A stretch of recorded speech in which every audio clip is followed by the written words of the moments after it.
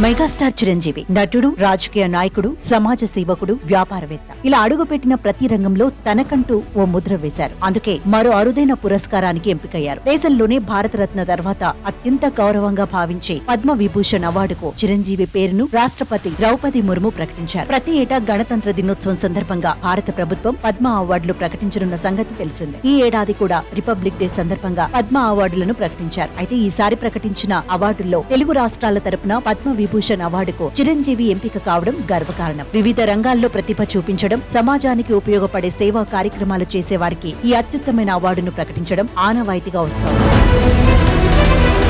సినీ ఇండస్ట్రీలో ఓ సామాన్య నటుడిగా తన ప్రస్థానం ప్రారంభించి ఏకంగా మెగాస్టార్ గా చిత్ర పరిశ్రమను దశాబ్దాల పాటు శాసించే స్థాయికి చిరంజీవి ఎదిగిన తీరు ఎందరికో స్ఫూర్తిదాయకంగా నిలుస్తోంది. 1955వ సంవత్సరం ఆగస్టు 22న కొణిదెల వెంకట్రావు, అంజనాదేవి దంపతులకు తొలి సంతానంగా పశ్చిమ గోదావరి జిల్లాలో చిరంజీవి జన్మించారు. అనంతరం సినిమాలపై మక్కువతో మద్రాస్ చేరుకుని స్వయం కృషితో చిన్న చిన్న పాత్రలు చేస్తూ అగ్ర హీరోగా ఎదిగారు. ఎలాంటి బ్యాక్గ్రౌండ్ లేకుండా మెగాస్టార్ స్థాయికి ఎదిగారు. దశాబ్దాల పాటు ఇండస్ట్రీని నెంబర్ 1 హీరోగా శాసించారు. నెంబర్ 1 పొజిషన్ దక్కించుకోవడం పెద్ద కష్టమేమీ కాదు. కానీ ఆ స్థానాన్ని నిలబెట్టుకోవాలంటే కఠోర శ్రమ, క్రమశిక్షణ అవసరం. ఇవి రెండూ పాటిస్తూ నేటికి నెంబర్ 1 హీరోగా కొనసాగుతూ యువ హీరోలకు ఆదర్శంగా నిలుస్తున్నారు.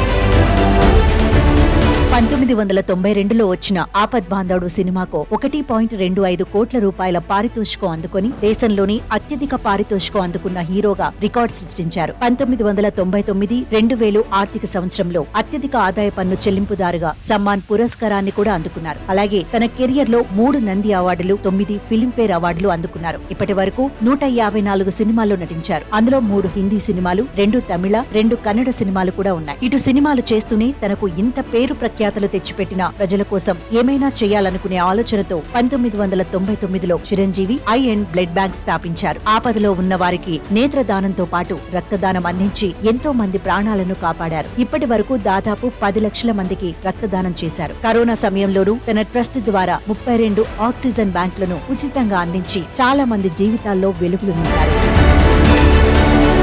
సినిమాల్లో మకుటం లేని మహారాజుగా కొనసాగుతున్న సమయంలోనే ప్రజలకు మరింత సేవ చేయాలని భావించిన ఆయన 2008లో ప్రజారాజ్యం పార్టీ స్థాపించారు. పార్టీ పెట్టిన 9 నెలల్లోనే నాయకులను ఢీకొని ప్రజల మన్ననలు పొంది 18 ఎమ్మెల్యే సీట్లు దక్కించుకున్నారు. అయితే తర్వాత జరిగిన పరిణామాలతో కాంగ్రెస్ పార్టీలో విలీనం చేసి కేంద్ర మంత్రిగా 2 ఏళ్ల పాటు విధులు నిర్వర్తించారు. కానీ తన సున్నితమైన మనస్తత్వానికి ప్రస్తుత రాజకీయాల్లో ఇమడలేనని భావించిన చిరు మళ్లీ 2017లో ఖైదీ నెంబర్ 150 ద్వారా బ్రాండ్ గా ఇచ్చారు. దీంతో అభిమానుల ఆనందానికి అవధులు లేకుండా పోయాయి. అప్పటి నుంచి ఈ వయసులో కూడా తనలోని గ్రేస్, ఎనర్జీ ఏమాత్రం తగ్గలేదని నిరూపిస్తున్నారు.